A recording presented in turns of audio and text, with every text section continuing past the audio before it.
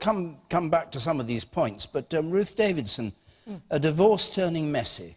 Well, I don't think it has to. I mean, what's been really strange about the Brexit debate...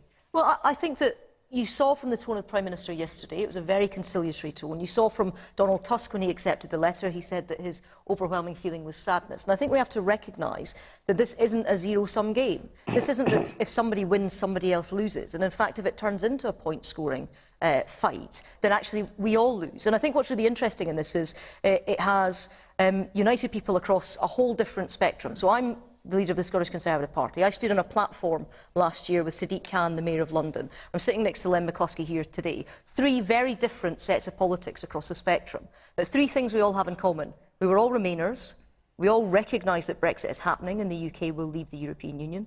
And we all believe that there is a positive outcome that can happen if we go about these negotiations in the right way. That has nothing to do with our politics, but that's about how you approach the deal. Now, it will be difficult, it will be complex, but I think that we have to support and input to the Prime Minister to make sure that she's got the best negotiating hand, and no matter where you are, we can help with that. But it also means, and Len's quite right, it means that we should be making sure that we're looking at this deal as it goes along. But Len was saying he knows how to negotiate. Of course he does. He's a trade union negotiator. Was the Prime Minister right to raise security? We've had a number of questions on that as one of the things that might be withdrawn if they didn't get if the government didn't get what it wanted. Well, I think that that's a misrepresentation of what was said. What the Prime Minister in security terms, a failure to reach agreement would mean our cooperation in the fight against crime and terrorism would be weakened. Absolutely. What else does it mean? What it means is we need to make sure that we get an agreement. And this is something that the Prime Minister put out in our Lancaster House speech way back in January. She put the 12 points that were so important for us. Now, we know that we are, and this is again where it comes back to this zero-sum game, we know that we're all safer if we do get a deal and we work together. We know that we all lose out if we start trying to score points and we don't get a deal. Right. So that's why making sure that it's not whatever Mr Brown said was a messy divorce, that we don't allow it to become that. I'll come to members of the audience in just a moment. Lisa Nandy. Well, I agree with Ruth, but that is exactly what the government is doing, and I think they've played a very dangerous game over the last 24 hours. Well, scoring points, trying to turn this into a zero-sum game.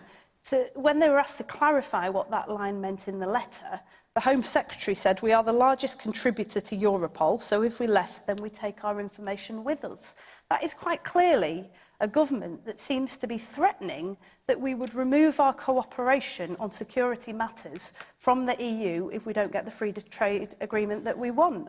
Now, that is, if you think about that for a moment, that is astonishing. That is a Prime Minister who appears to be suggesting that we would side with terrorists and that we would prevent other European countries from getting information that may keep their citizens safe, knowing full well that in return that would prevent us from getting access that would keep our citizens safe as well. The Prime Minister has had 24 hours to clarify that that's not what she meant. She hasn't done it. She ought to do it.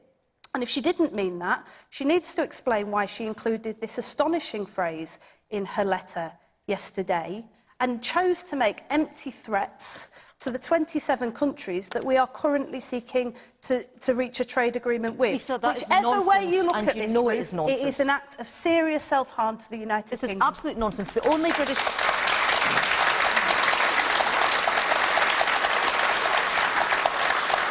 It is absolute nonsense. It is the worst type of scaremongering, and the only British politicians that are siding with terrorists, as you put it, are your leader and your shadow chancellor, Jeremy Corbyn and John McDonnell, are the only British politicians that side with terrorists in this country. Incredibly cheap.